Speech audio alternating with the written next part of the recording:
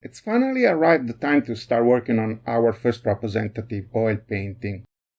And in these next 4 videos, we're going to see all the steps to carry out our first realistic work.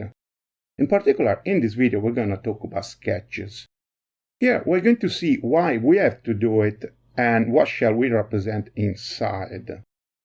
We're going to see some basic theory on how to make a drawing based on a real model.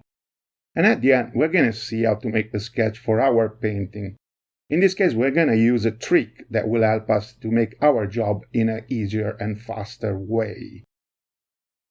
We have seen many times already working on abstract subjects what to use to make them. Also here, we're going to use a felt tip pen. Normally, we said we should use the yellow one, but since the yellow isn't really visible on the camera, here we're going to use the orange one. Our work on the sketches so far was really easy because we have worked on abstract subjects, and we were or free to do what we want, or we were representing something where it was almost impossible to recognize a mistake. Unfortunately, from now on, this won't be so simple anymore. In fact, although we will still have a lot of freedom in our representation, to be able to represent a scene in a realistic way, we have to make sure that the shapes of our subjects, that in case of figurative we can call proportions, the positions, and their consistency with our scene in matter of point of view and lighting are correct. And this is exactly what we want to achieve when we do our sketch. We're going to put the basis to control these 3 things. Just to understand what we are talking about, let's see for example this apple, which doesn't look realistic because of its shape, while this Mona Lisa representation doesn't because of the position of the right eyes, which is completely wrong. While this Brera representation of the Caravaggio's Mouse Supper also doesn't look good because of the shape of this guy's neck, which is completely disproportionate. But if we watch carefully, we can also see that the carafe lighting is inconsistent. These, of course, are extreme examples, but sometimes even a small mistake on one of these 3 features may lead the people watching our work to perceive them as not realistic. So, at the end, to sum up, what we want to achieve with this drawing is to set on our support some reference that we will use while we are painting to make sure that we will be able to respect shape, position, and consistency of all our subject in the scene. With this in mind, we are now ready to start working on our first sketch. The first thing that we have to say is that there are many styles to make it. And this because every person needs different things to use as reference. There are artists that like very minimal sketches made with just few lines, and others that like having a more complete drawing on the scene. This is a personal choice, and you will find out what's the best for you once you start painting. Then we have to decide if we are going to paint by memory or we're going to use a model.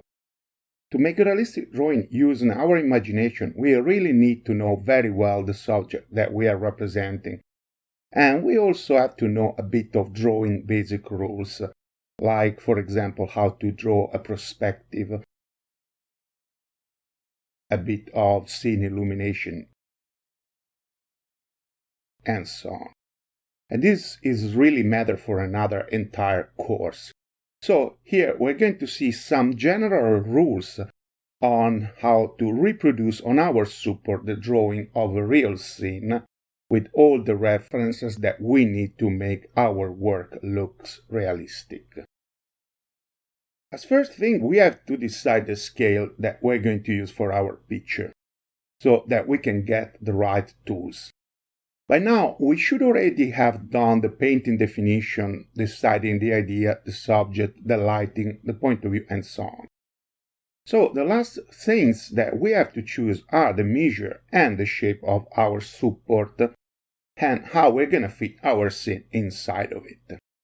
Once we also have a good idea of these last things, we are ready to start our sketch.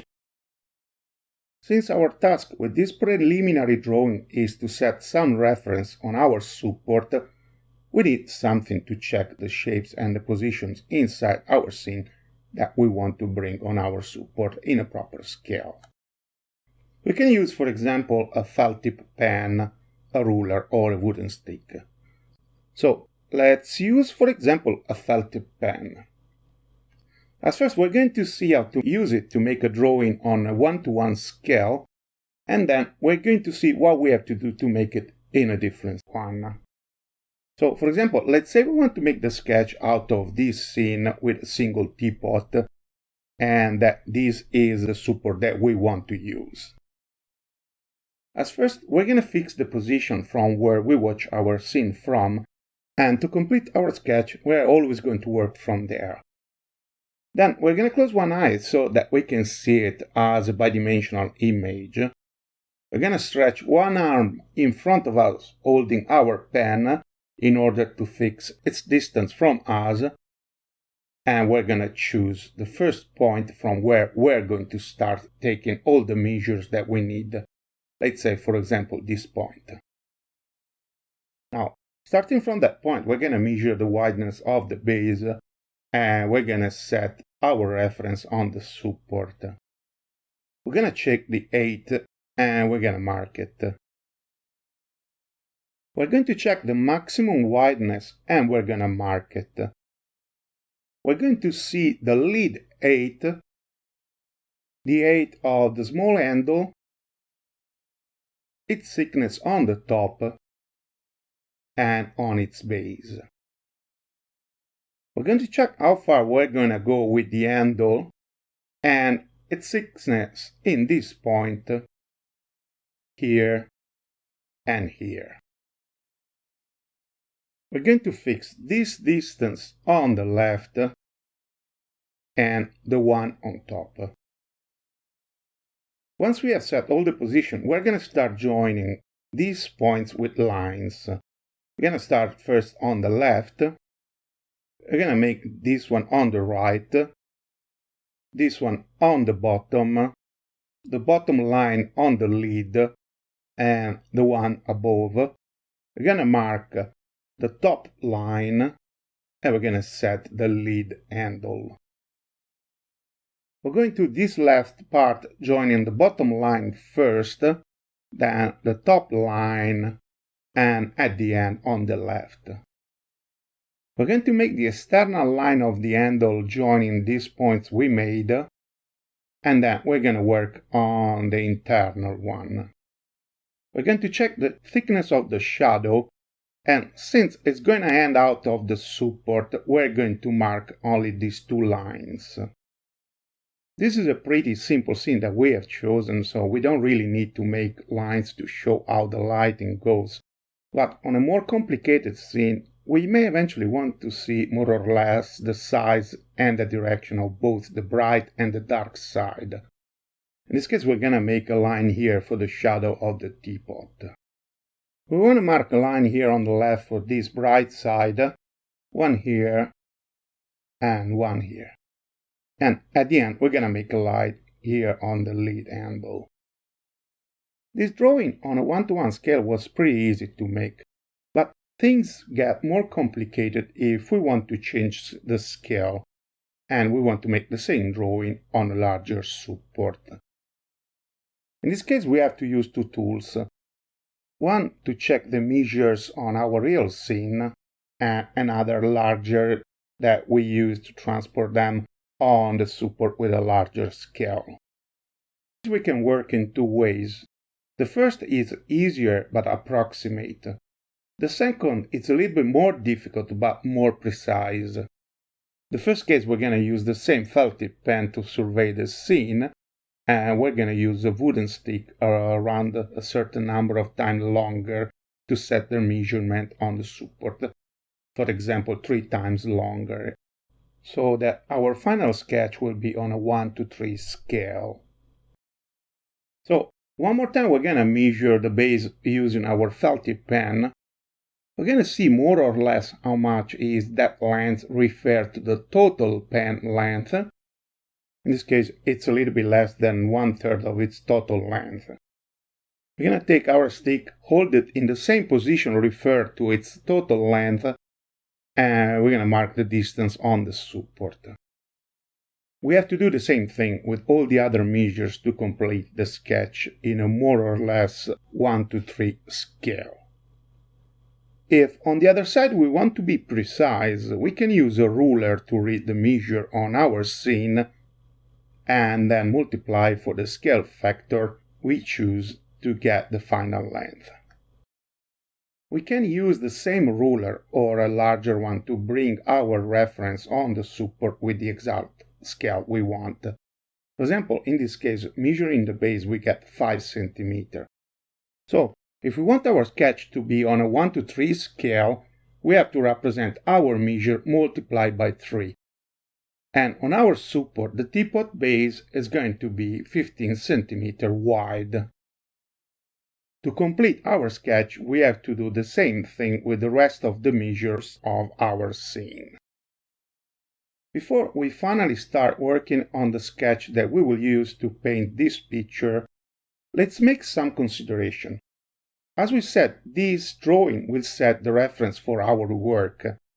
And if it's not precise, our final painting won't be precise as well, and at the end it will be perceived as not realistic.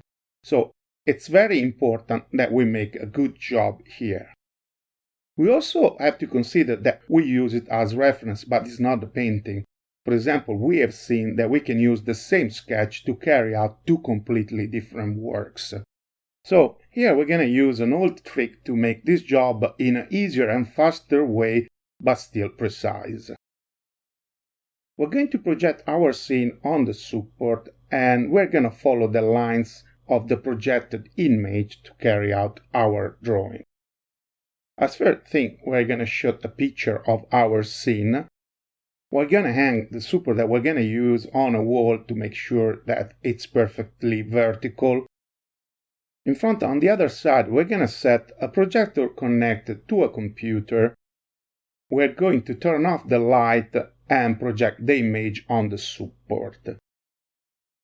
At this point, we have to make sure that the image that we see is perfectly rectangular and not deformed by the computer and the projector settings. Normally, there are some adjustments that we have to do. Once the projected image is perfectly rectangular and in shape, we're going to start our work. The first thing that we have to do is to bring our image inside the frame of our support. Then, working with the zoom, the distance of the projector from the support, moving it up and down or left and right, we're going to decide exactly what part of our image we're going to represent, where we're going to position it, and what scale we're going to use. The good thing is that with this method we have a clear view of how our final work will be even before we start working on it. So we know exactly how it should look at the end. We have the opportunity here to spend some time to decide the right framing, zooming, and moving the image. Once we've set the framing that we want, we can finally start drawing our sketch. In this case, drawing our subject shapes, at the same time we also control the position and the point of view consistency. We can also start to set some reference for a consistent lighting, marking the shadow shapes and eventually position and shape of where the light gets reflected. We can also control very well the reflected and refracted image distortion inside the reflective and the transparent items. Once we have completed our sketch, we turn off the projector and turn on the light. We check if we have forgotten to draw anything, and if something is missing at this point, it shouldn't be difficult to complete the rest of the drawing even without the projected image. Now, let's stop for a second watching the sketch I just made for this work. It's definitely not nice. But this isn't a problem because these lines give us a good idea of the shape, the positions, and the consistency of all our subjects. And as we said, we will just use them as reference, while for the painting we will actually follow and take example from our original model. So if something is not perfectly right, we're going to adjust it later. We have concluded now our discussion on the sketches. Starting from the next video, we're going to see how to paint our first representative work. If you enjoyed this video, we will really appreciate if you could click on like and subscribe to our channel. It will also help us very much if you could leave a comment. Thank you for watching this video and see you in the next one.